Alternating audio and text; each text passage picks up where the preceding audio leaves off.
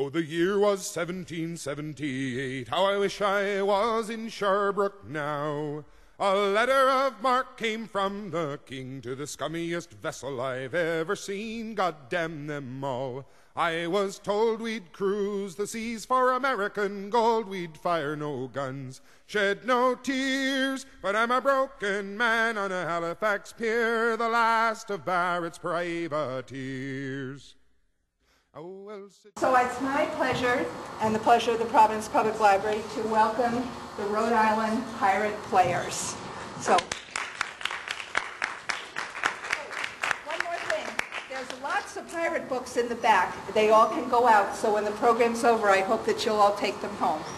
Thanks.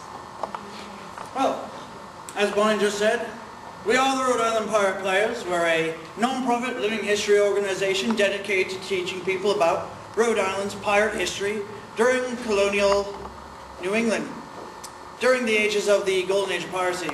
Now, anybody know when that was? Alright. Golden Age of piracy was roughly between 1650 all the way up until 1725. Not a very long golden age, but it's all we have, really. Now, for those of you who are wondering what in the world a living history organization is, it's a group of individuals, such as ourselves, that are dedicated to teaching people through exhibition about a certain time and place in history, while wearing funny clothes and affecting bad accents. Now, before we get started with our grand talking lecture here today, there's a few things we'd like to clear up, mostly concerning how we'd ask you to please behave yourselves while we be speaking. Now, traditionally aboard a pirate ship, they would have what's called the ship's articles, and this was a group of rules that the ship all agreed to as a crew, because they did run as democracies. And once everybody agreed to these articles, they'd go into rules, and, well, you'd be punished pretty severely if you broke any.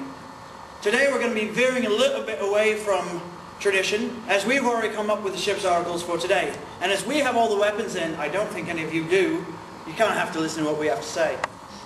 Now, first and foremost, we ask that nobody be speaking upon a cell phone or allowing them to ring, because if you do, you will be either marooned or shot. And we have plenty of pistols to carry out this threat. So just make sure that they're off, please. Secondly, if nature be calling you, we understand if you have to answer. We just please ask that you try to make not too much of a disruption either on your way out or your way back in, because if you mess up what we're talking about, well, you will be marooned or shot. Lastly, what was lastly? Oh yes, that's right. Lastly, we ask that if you have any questions, please hold them until the end of the lecture, at which time we'll be happy to open up the floor to a question and answer session, as well as to pose with you and yours for any pictures that you would care to take with us. Now, with all that said and done, let's get on to a couple of pirate terms, because some people don't know a few of the phrases that we'll be using. So we'll give you a couple of real pirate talk lessons here. First off is letter of marque.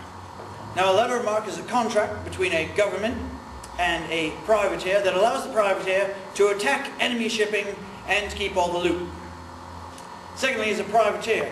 Now, a privateer is somebody that sails underneath the letter of marque, attacks shipping and enemies of the government that they're working for. In exchange for being able to get away with this legally, they give that government a share of the prize money. Thirdly is a pirate. Now, a pirate is somebody that steals from everybody in the world and keeps it all for themselves. Lastly, we have, well, not lastly, fourthly, we have going on the account. Now, if we say somebody's gone on the account, it means that they have taken up the proud, noble profession of piracy. And lastly, we have taking prize. Taking prize is simply looting a ship or village or fortification of anything that's remotely of value. All that gotten? Good. Now, pirates have been around for over 3,000 years. The first written accounts of them come to us from ancient Egypt, where King Ramses II was trying to get rid of them from the Nile River. No success was had. The Greeks tried, the Phoenicians tried, the Romans tried, and pretty much everybody else in the world has tried to get rid of piracy, but we're still here today. Much like cockroaches of the open ocean, you squash one of us, there's 100 more waiting to take their place. Now, pirates be thieves, rovers and rogues, murderers, and some of us acquire reputations for not being terribly genteel with the lady folk. With all that said, as we be here today, I'd like to introduce myself. My name is Jonathan Atwood. The ladies can call me Hangin' Johnny. And I be the captain aboard our pirate ship, the Divine Retribution.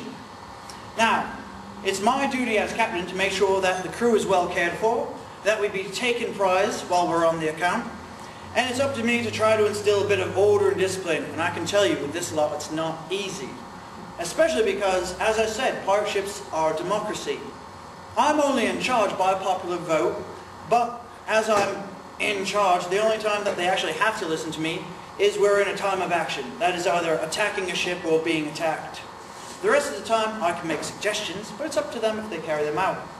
And if they get unhappy with me or my leadership, if I'm lucky, I'll be voted out of office. If I'm not lucky, yeah, that happens and I'll be killed or marooned and left on island. But that's enough about me. I'll let my crew introduce themselves. Right then, my name is Mr. Hutchins and I am the first mate aboard our pirate ship, the Divine Retribution. Now, as first mate, it is my duty to aid the captain in maintaining both discipline and order, and to give orders when he is not above decks. Now, also, much like the captain, I am only in command by popular vote. If the crew is ever unhappy with my performance in my state, they may remove me by popular vote, or, again, if I'm unlucky, by force. Now, aside from being the ship's first mate, I also happen to be the ship's surgeon, which is the ship's physician, and that be because I'm the only person aboard our ship that has any kind of medical knowledge whatsoever. But that's enough about me. Let's move on through the ranks of our crew. My name is Rosalie DeRoe. I am the bosun aboard the Divine Retribution. As bosun, I was in charge of maintaining the sails, rigging, and pretty much anything else that would actually make the ship move.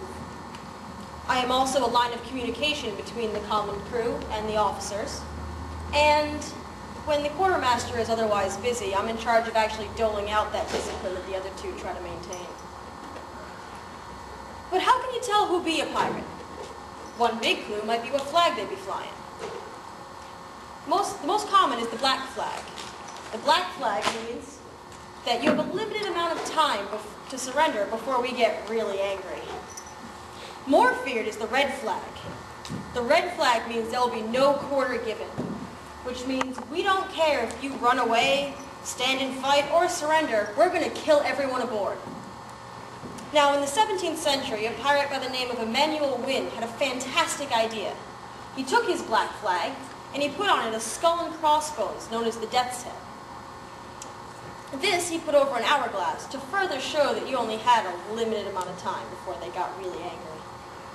It worked fantastically, and other pirates were soon using the same idea, except using their own images. The most common themes were skulls, bones, swords, pierced hearts, hourglasses, and other images that showed that pirates weren't very nice people. Now, this flag became known as the Old Roger, or Jolly Roger, which were nicknamed together. And this further showed the pirates' fearsome reputation. And as pirates are very superstitious, it was something they knew they wanted to stay away from. But don't think that pirates only flew the Jolly Roger. We'd also fly friendly-looking flags. Say you're a pirate and you see a ship in the distance with a British flag. I'm a pirate and I see a ship in the distance flying a British flag. Thank you. If you had a British flag, you'd fly that up too in hopes to get close enough to be able to actually take the ship out. See, at this time, there were no cell phones, no internet, no radio. So the only way that you could get news from home if you were out for sea for a while was to actually get close enough to another ship to yell across. Ahoy there! And when you got this close, down came the friendly-looking flag, up went the Roger. And the other ship had really three options at that point. To stand and fight, to try to run away, or surrender and hope for the best. Now, if the other ship does not surrender, well, pirates get a bit testy. See, we will fire some cannons, but not too much, because cannonballs leave holes. Holes in a ship on the ocean means that the ship goes down to the bottom of the ocean. It's very hard to take all the valuables from a ship that's sitting at the bottom of the ocean. So we'd use smaller types of shot. We'd use swivel guns, which are like cannons, but much smaller. We'd also use our personal arms, such as flintlock pistols, muskets and blunderbusses, which are a bit larger than that. And pirates also use grenades. And the reason we'd use all these things is trying to pin down the enemy crew, demoralize them, make them not want to keep up this fight, and at least cause enough chaos to let us get close enough to board. Now when pirates go aboard another ship, well, that's when we get to play with the fun stuff. We take out our swords. We take out axes. We take out belaying pins, marlin spikes, and pretty much anything else that can be used as a weapon, up to and including big pieces of wood to whack people with. Now pirates in close quarters would also carry the pistols with them, but this only has one shot in it. So afterwards you fire one shot, flip it into your other hand, and all of a sudden you have a nice little club. Good for knocking out teeth. Somebody got me. Now, if you were to ask pirates such as ourselves what weapon we fear the most of all in the open ocean, we would tell you, cannonballs! Now the reason that these are so feared is because they come up to 32 pounds and they fly through there with such force that they'll turn most planking into splinters and turn most pirates into kind of a lumpy, bloody paste. Not good. But cannonballs, also known as round shot, are not the only things that cannons fire. Sometimes they would fire chain or bar shot. Now chain or bar shot is two pieces of round shot connected by either a chain or a bar. Isn't it, terribly clever how they come up with these names? Now, when you fire chain shot or bar shot, they come flying out of the cannon, start spinning around, and they tear through rigging, they tear through masts, they tear up sails, and they destroy anybody that they hit. It's pretty grisly, actually. But sometimes you don't have any round shot, you don't have any chain shot, you don't have any bar shot. So what do you fire then? You fire what's called grape shot. Now grape shot is a bunch of small leaden balls about the size of a grape, packed tightly into a canister, packed into the cannon, and it fires out. It's kind of like buckshot from a shotgun, but much, much larger, pretty much ripping and tearing through sails and turning sails into fine red mist. But sometimes you have no round shot, you have no chain shot, you have no bar shot, you have no grape shot. So what do you do then? You load up the cannons with whatever you can get your hands on. You take bottles and you break those, throw those in there.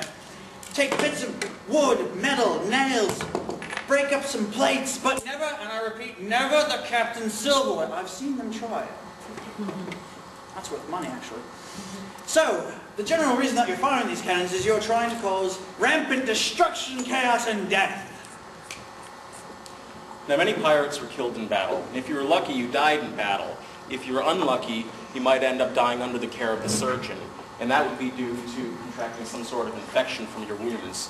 You see, most surgeons aboard a pirate ship were not, actually trained in the medical profession. They were not true physicians. More often than not, they were actually moonlighting from being the ship's carpenter. So you've got a bloke who's handy with a saw, handy with various tools good for taking off a limb, stitching it up like a bit of sail, or, splinting up a broken limb. But for any real egregious damage, really not so much. So if you're lucky, you get a nasty scar, you get, a peg leg, lose a limb, something of that nature. But oftentimes you would die of infection under the care of the surgeon, at which point it is my supreme pleasure to be able to loot through your pockets and take any valuables. So speaking of infection, disease, life at sea for a pirate was not a clean lot. Fresh water was a valuable commodity when you're out in the middle of the salty ocean, so there wasn't a lot of laundry and bathing going on. Now we smell. Now, we also did not have the most nutritious diet. You see, predominantly our diets consisted of salted meats and alcohol. Alcohol. So you've got dirty conditions, you've got poor nutrition, which leads us to something that you've probably all heard of. Anybody here hear of scurvy? Come on, you've heard of scurvy. Do you know what scurvy is? Scurvy is an affliction by which your body has a lack of vitamin C. Now that lack of vitamin C causes your bones to become so soft that you can indent upon them simply by pressing. And if untreated, more often than not, you're going to die shortly after your teeth fall out. What happens to a pirate that dies at sea? Well, as you can see from my friend here, most pirates have either a gold or a silver earring. Now that's to pay for their funeral, right? No. No, if you die, most likely your crewmates are going to loot your body of anything valuable and pitch you over the side of the ship. So why would pirates wear jewelry, other than it looks fantastic? One reason is that gold and silver are pure metals. which help to ward off hexes and keep bad spirits away. But again, pirates, like sailors, are a very superstitious lot. We don't allow cats on board ship, as they are servants of Satan. Saying the number 13, saying left or right when you mean port and starboard, and killing a dolphin are all especially unlucky. Especially for the dolphin. Another reason pirates wear jewelry is because they're easy to carry, they're hard to trace, and they're worth money. And they can be traded for goods, drink, or pleasurable company in just about every port in the world. Also, you may see some of us wearing sashes of silk. This also shows that we are wealthy and helps to attract even more of that pleasurable company. But it can also attract the wrong sort of notice. Say the town, the militia, or a city official, who can and will have you arrested on even the slightest suspicion of piracy. And at this time, the most common punishment for piracy was to be hung by the neck until dead. If you were particularly notorious, you would also be tarred and put in a metal cage called a gibbet, and you'd be left hanging in a bay or river inlet as a warning to other sailors against turning pirate. Every so often you hear of jail terms, but that's extremely rare. But also, the major trading companies of the world would occasionally press or force a captured pirate into service. But before they did this, they would brand that pirate with a mark, usually the letter P on their right forearm. And this would help show the crew of the ship exactly why that person was there. But punishments aboard your own ship could be even more severe. You see, if you were found being drunk on duty, or being cowardly in a time of action, or for breaking one of the ship's articles, well, you were sailing with a bunch of sociopaths that were very imaginative for cruelty. So let's go through a few of our favorite pirate things to happen if you were to be a naughty little pirate. First off, there is the cat on the back. Do you know what that be? That be when they take a cat of nine tails, which is a multi-pronged whip, then they take you, latch you up to the mainmast, and they beat your naked back bloody. Fun. There's also, you could have your leg clapped in irons, and what they do then is they take this big piece of metal, strap it to your leg, chain that to the deck, leaving you with a small little circle you can hop around in, but not real much exercise, and slowly but surely, over the course of a couple of weeks, your leg would shrivel up and become useless in the sun, kind of like a raisin. And then you could be keel-hauled. Keel-hauling's fun. You know what that be? That's when they tie up your arms, and they tie up your legs, and then they drag you underneath the bottom or the keel of the ship, letting all the barnacles and the sharks tear into you a little bit. Or you could get off easy. Your mates could just beat you up a little bit and throw you into the bottom deck of the ship, known as the bilges, which is usually the dirtiest place in the entire ship. Usually has a bit of seawater accumulated at the bottom of it.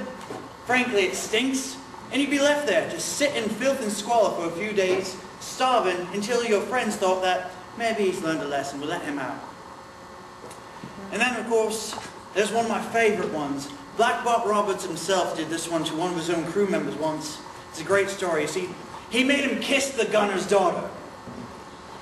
That doesn't sound terribly threatening to you, does it? This is what it actually is. He took this man, lashed him over the side of a cannon, and beat him up so bloody that his own mother wouldn't even recognize him. He then had each and every one of his 180-man crew give the man 2 lashes across his naked back with a cat of nine tails. Now, he had the option then to do the big finale of firing the cannon out from underneath him, but Black Bart was feeling a little lenient today. That's still pretty bad punishment if you ask me. So why in the world did Black Bart do this to one of his own men? Well, it seems that this particular crew member had been bad-mouthing Black Bart for killing another crew member that Black Bart had found drunk on duty. Hang on a moment, Captain. I noticed you didn't mention walking the plank. That is correct. I did not mention walking the plank. There's a reason for that, though. And that reason is that in all the years of piracy, there are no accurate recordings of that ever happening. If pirates wanted you off the side of the ship, much easier, just throw you off the side.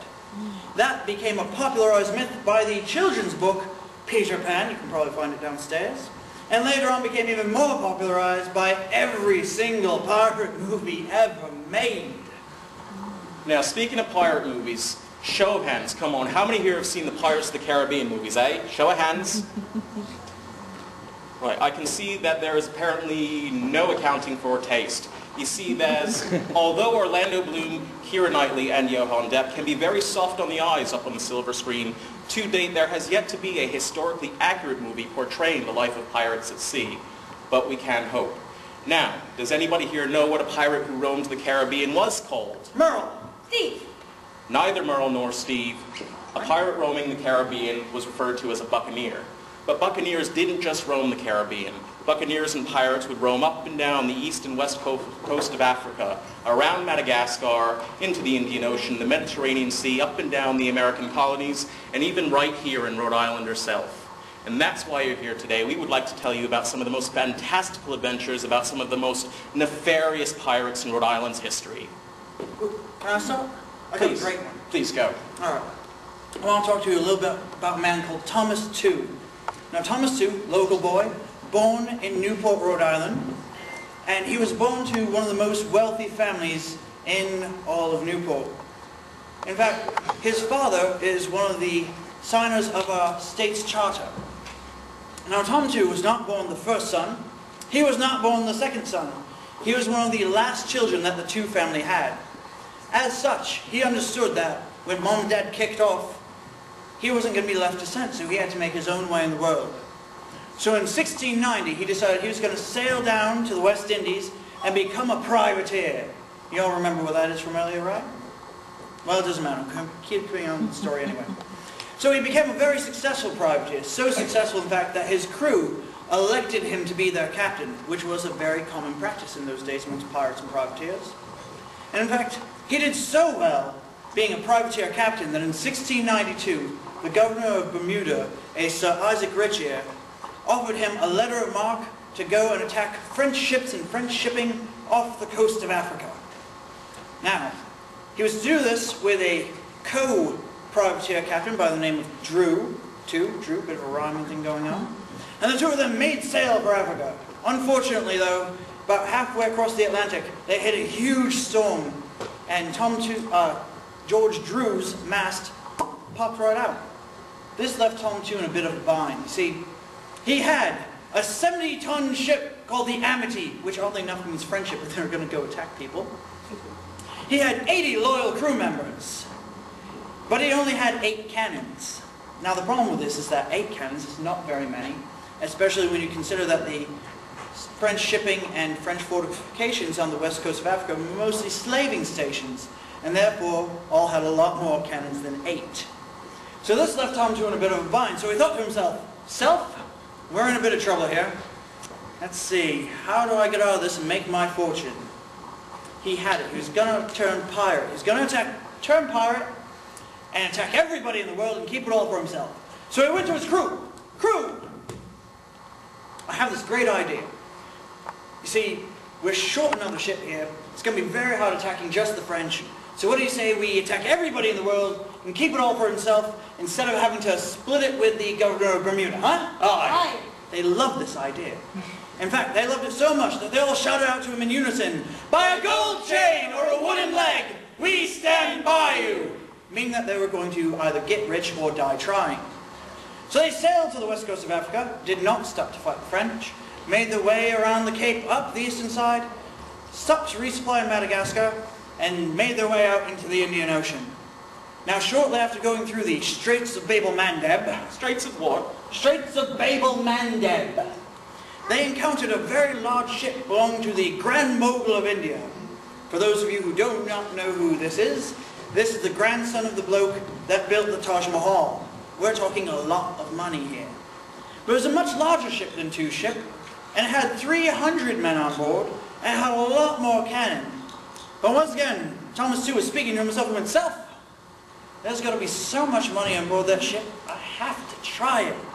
So he did. He actually attacked a much larger, much well more armed and manned crew, and he, after a 3-hour-long fight, took it without losing a single one of his own crew members. And when he got on board that ship, he found out that he was right. It was loaded with loot. It had gold, it had silver plate, it had spices, it had ivory tusks, it had silks, and it had 2 trading goods aboard. One of which is a fine English tradition, still happens to this day around 4 in the afternoon, and that would be tea. The other one is a bit more nefarious, and that's what we call opium, both of which would fetch a very hefty price on the open market. So he loaded up his ship with everything, and then he looked around and went, well, they have a lot of gunpowder on here. I'm going to take that too. So he loaded up the rest of his hold with their gunpowder, and there was so much of it aboard that ship that he actually started to just throw the extras off the side, because he didn't want to be shot in the back as he was leaving. So then he thought to himself that, well, he had done what he had set out to do, and made his way all the way back here to Newport, Rhode Island. Upon getting back to Newport, Rhode Island, he sold the Amity, paid off his crew, actually sent some of the money to Governor Richier to allay suspicion of illegal activities, and he settled down to enjoy the nice quiet life with his share of the prize, which was an astounding £8,000 sterling. Now in today's money that would be worth about $400,000. Not bad for a couple of months' work. So he settled down, and for the next 2 years, it's rumored that he did a bit of pirating, made some shady deals, knew some shady people. Sadly, we don't have any confirmation on this. But what we do know for a fact is that in 1694, it seems that old Tom II was a bit bored. Wants to go back and have another great adventure. So he went to the governor of Massachusetts and went, oh, governor of Massachusetts, I would like a letter of marque to become a privateer and take those hated French. What do you say? Didn't believe this for a minute. Governor of Massachusetts showed him and said, hey, when you got back from your last pirating against the French, you brought a bunch of Indians along. We all know you're a pirate, Tom. Give it up. Go home. This could not persuade him. So he then found himself a friend in Governor Fletcher of New York. Now, Governor Fletcher was known to deal with a lot of shady people and a lot of pirates, and he sold Tom II a letter of marque for £300, which in today's terms is about $15,000. So, he has this new letter of marque, he had a new ship, which he also called the Amity, the French ship once again. This is fun, come on now. He then outfitted it with even more cannon, had a whole new crew put on board, and sailed again for the west coast of Africa, went around up the east coast, stopped to resupply Madagascar, and this time he met another pirate by the name of Henry Avery. Now Henry Avery was a very successful pirate. In fact, there was a play written about him called The Most Successful Pirate. Now, Henry Avery and Thomas II, they got along well. One day Avery went up to two and went, Thomas, Tommy, Tom, T, I have this great idea. I'm getting together numerous pirate captains, and we're going to form our own little pirate armada. We're going to sail into the Indian Ocean, and we're going to attack Indian shipping, and we're going to get lots and lots of money, and what do you say, Ian? All right. Thomas II loved this idea. So he then joined up with Henry Avery and several other pirate captains and sailed away into the Indian Ocean for one of the most fantastic, most successful pirate adventures of all time. That is to say, successful for everybody but Tom II.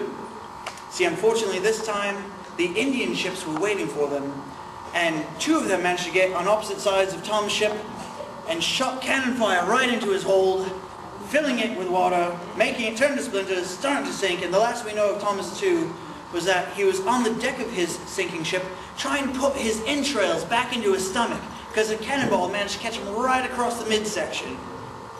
Now, on a happy note, though, not really a happy note, when Tom II went to the governor of Massachusetts asking for that letter of marque that he was refused, that governor then went to the Lords of England and said, I think Tom II's up to his old tricks. You might want to send a pirate hunter after him.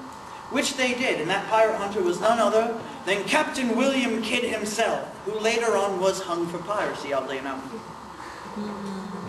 Speaking of pirates and their short, violent lives, we come to Charles Harris. In 1722, Charles Harris was first mate and navigator aboard the ship the Greyhound. They were sailing from Honduras to Boston, holding a cargo of logwood, when they were attacked by George Lothair and his crew. They fought for about an hour until the Greyhound struck her colors and surrendered. But when the pirates got aboard, they were a little dismayed by the lack of wealth, just logs everywhere. So they started to take it out on the men. 2 of the men were tied to the mast and beaten bloody. Others were beaten around the face, head, and neck with the flats of the pirates' swords. And eventually, the whole crew was brought aboard Lothar's ship, and the Greyhound was set fire. Once aboard, though, the pirates became very welcoming. They actually offered each man a tankard of rum, and gave him the chance to turn pirate. Harris and 4 others of his crew did, and the rest were eventually put upon a ship that Lothar attacked later. Harris took to piracy like a fish to water. He made good friends with Lothar, and also another pirate by the name of Ned Lowe. And for about 13 months, they sailed together, sacking and pillaging pretty much wherever they could. And they gathered rather ferocious reputations. Ned Lowe in particular, as he was known to cut off prisoners' lips, ears, and noses, mash them up and mix them into this kind of stew that he would actually feed to his other prisoners.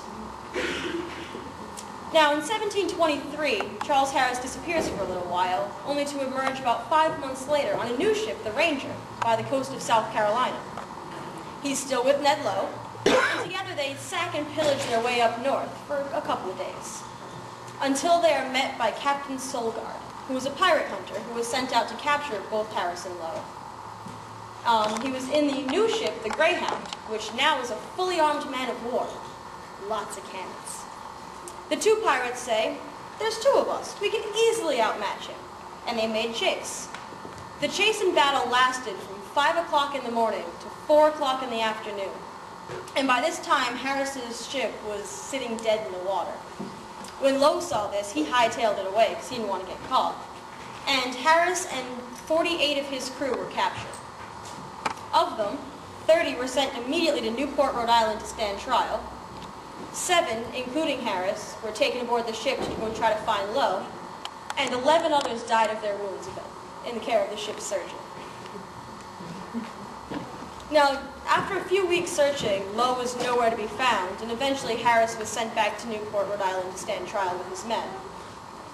And they were convicted. Him and 25 of his men were found guilty of piracy and hanged in an area that we now call Long Wharf in Newport. This was actually the site of the greatest mass hanging in Rhode Island's entire history. So 26 people were taken individually to the gallows, and people were picnicking in the fields or sitting in their boats watching as each man was hung. Then, each of the crew were buried in an unmarked grave on the north end of Goat Island, which would be right about where the Hyatt is now. Alright, I can see you're all getting a bit depressed here. All these pirates keep dying. So we're going to talk about a successful pirate that is also from Rhode Island. That would be none other than Thomas Paine. And no, we're not talking about the revolutionary author of Common Sense that helped to spark the American colonies into bloody revolution against England. We're talking about the same pirate that shares the same name, that was born in Martha's Vineyard in the year 1632. Now, during his teenage years, Tom Paine decided that he was going to go make his fortune down in the West Indies being a privateer, turned buccaneer, and sailed and learned under none other than Captain Henry Morgan himself. You all know that pose? Now, while he was very much active on numerous ships, numerous crews before the year of 1678, that's the year that we first learn of him being a buccaneer captain himself, as he was sacking Maracaibo in June of that year. Now, 2 months later, in August, he was careened off the coast of Los Angeles. Now, anybody know what careening a ship means? It means that you've put your ship up on the beach in order to clean off the hull of it of all the barnacles and whatnot, making it sail a little bit better. Unfortunately for him and his men, while his ship was on the beach, a Dutch man of war saw it and decided that this is a great opportunity to get in some cannon fire practice, and started to shoot their cannons at them. Now, Tom Paine and his men were not stupid. They did not try to fight them with their little guns, and they just hid in the forest all day long and waited for nightfall. During which time they had seen a Dutch sloop out in the harbor, so they rowed out to it, climbed on board, took it over, and sailed away to safety before the larger Dutch ship had any idea that they had done this.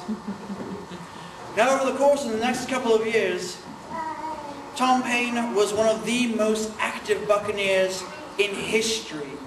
having numerous captainships over numerous, well, ships, and teaming up with various other buccaneers, etc.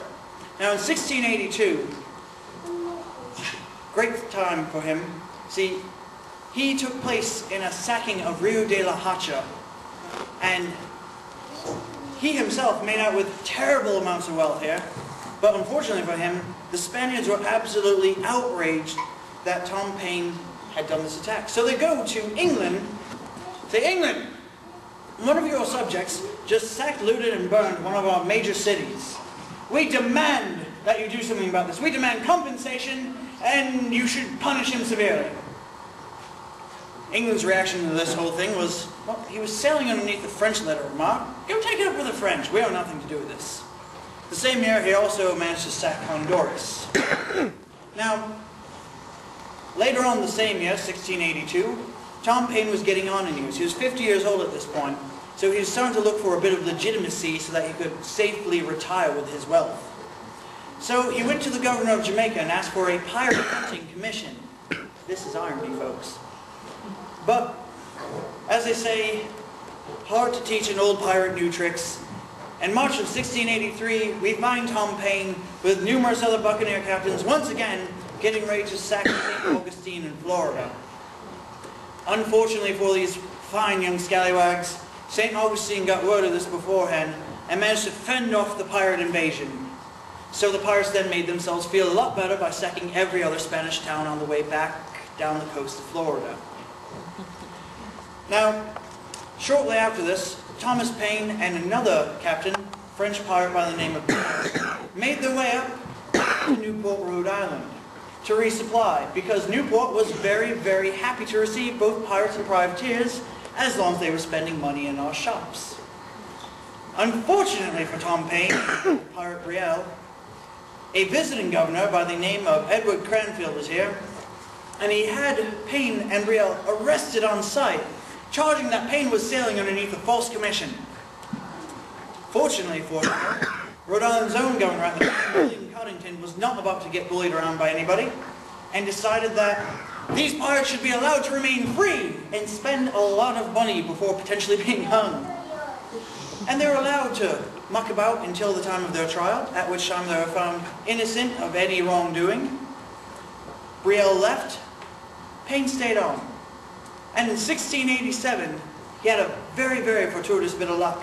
He married the daughter of a judge, one Caleb Carr from Jamestown, where Paine himself had started to live. Now, a year later, he was then charged with attacking a French pirate who had been looting ships off of Block Island, drove that pirate away, and a year after that, was actually made a captain in the Rhode Island militia. Now, in 1698, Thomas Paine was finally made a citizen of Rhode Island, and then the only black mark on his record from there on out was in 1699, when people had found out that he had been close personal friends with a pirate by the name of William Kidd. See, they found this out because Captain Kidd's wife sent a letter to Tom Paine that was intercepted, and in that letter she was requesting 24 ounces of gold to be sent to her from some of the treasure that Captain Kidd had left with Paine. Fortunately, it helps that the person that's running the investigation is your father-in-law, and he was cleared of any charges. Captain Kidd, on the other hand, was hung for piracy shortly after. Then, his last adventure was in 1706, when once again he chased another French pirate away from Block Island. And Tom Paine eventually died, wealthy and happy, well into his 80s in 1715, and was buried on his property in Connecticut Island, which now we call Jamestown. And his house still stands to this day. In fact, you can visit it, and a fun little side story, in 1891, there were 2 sewage workers digging underneath Tom Paine's house, where they happened to come upon a large store of gold and silver coins, ivory tusks, and very quickly quit their day jobs. Another pirate who lived long enough to enjoy his ill-gotten wealth was George Cutler. In 1698, George Cutler and Robert Munday were arrested in Newport, Rhode Island under suspicion of piracy. They had just arrived in their ship, the Fowey, and had a lot of money on board, as well as a lot of East Indies trading goods, which they started to wonder how they'd gotten their hands on. The two bribed the officials and were able to stand free until their trial.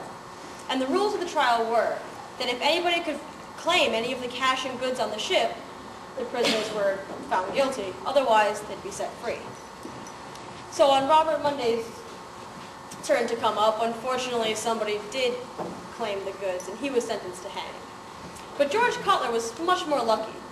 When asked where he had gotten his goods, he mentioned that he had gotten it various places. He couldn't exactly remember. But some of it he was willed by a resident of Madagascar. Lucky for him, no one stood against him, and he was allowed to go free. But after this quick brush with piracy, he decided to give up that life. You know, he had pushed his luck a little too far. And also, Robert Munday's share of the treasure was given to Cutler, after it had been taxed by local officials, of course. So he settles down in Newport, Rhode Island. He's known for being pretty free with his purse, becomes very well accepted in the wealthy elite, and starts to become a little worried about his immortal soul. See, at the time, Newport had a small congregation and a small church, but no Anglican minister. And this was because Cotton Mather, Boston's Old North Church, had vowed that Newport would not have one. He called Newport a den of thieves, and he said he would do anything in his power to stop the state, and particularly that port, from receiving God's grace. The only way to get past this hurdle was by petition. And George Cutler was actually instrumental in not only starting the petition, but also going so far as to bribe people who were reluctant to sign. And after a while, they ended up getting their minister, and George Cutler further greased his way into salvation by donating very heavily for the Trinity Church of Newport, Rhode Island to be built.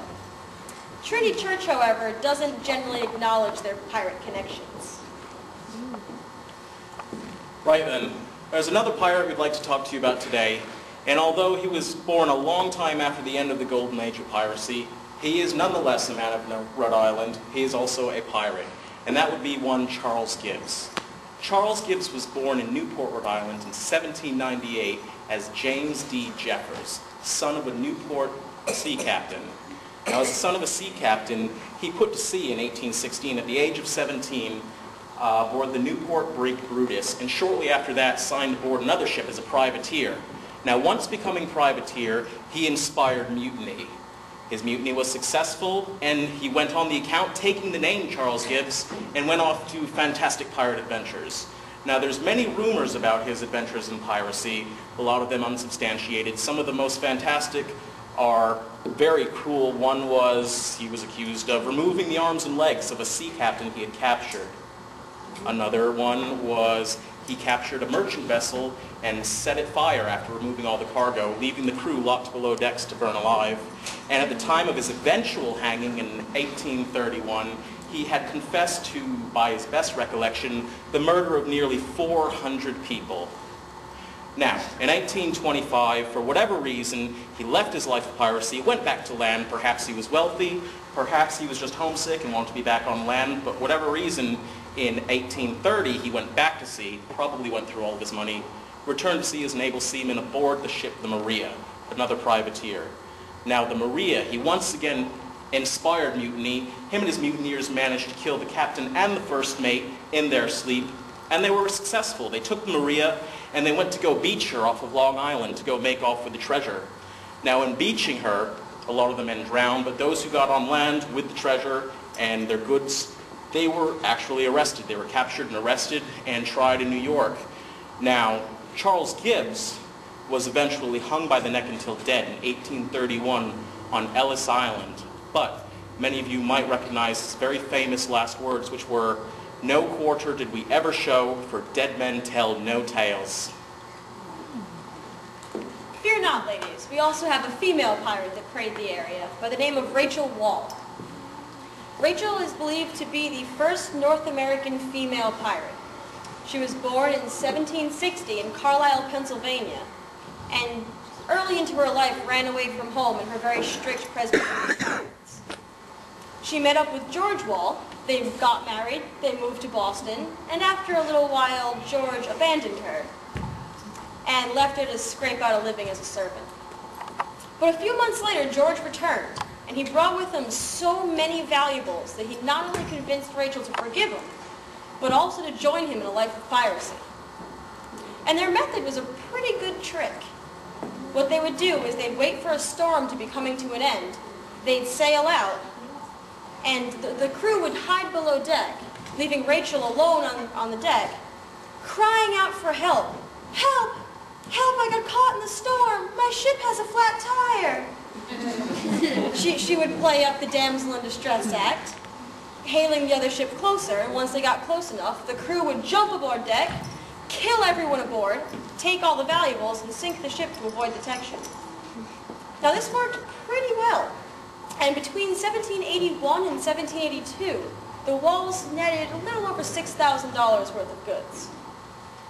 But eventually, irony tends to love pirates, and they were setting their trap a little too early one day and got actually caught up in a storm.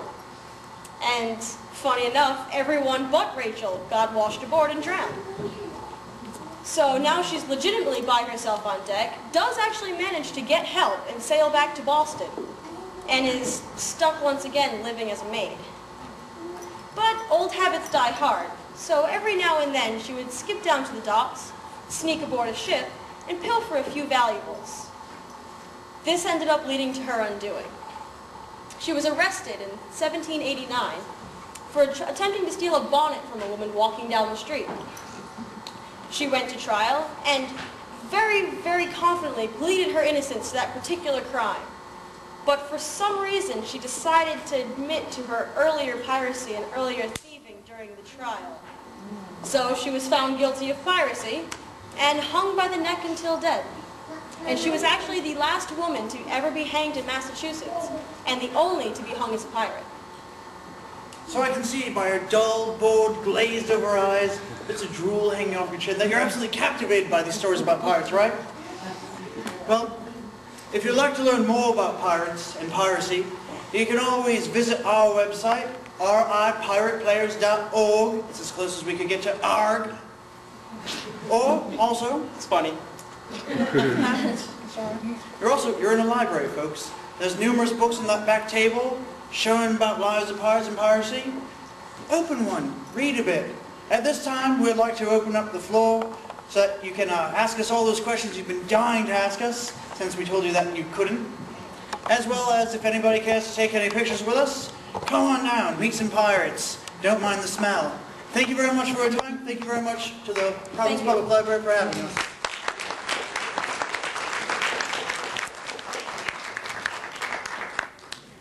Questions? Anyone? Come on forward. What's the question? Why do the pirates wear hats all the time? Mostly keep the hair from flying around, and your hair gets really, really greasy and stringy aboard a ship, so it helps keep it out of your face. Right, and if it was too windy, you just wear your rag on your head like this. You know, you don't want your hat blowing off in the wind. So if it was a nice day, or if you're going on land, going ashore, then you'd have your hat on. And also it would help keep the sweat out of your eyes while you were working, keep the sun off your head so you didn't get heat stroke. Anyone else? Anybody at all?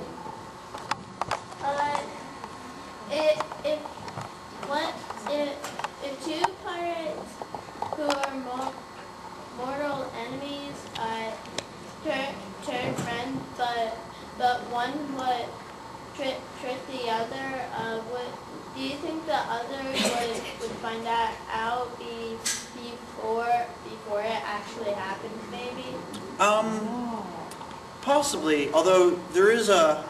Remember before we were talking about Henry Avery getting together different pirate captains and sailing off with them all?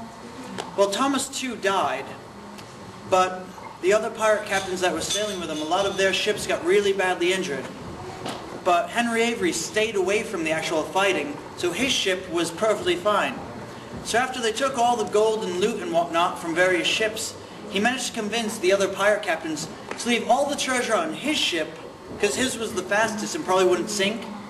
And then later on that night, sailed away with all the money. Yeah. Unfortunately, So if they were lucky, they'd find out ahead of time, but... if not, they're out of money. I think there was another question back there, or up here. The one back there is I asking. think you were Yeah. next. Then you there.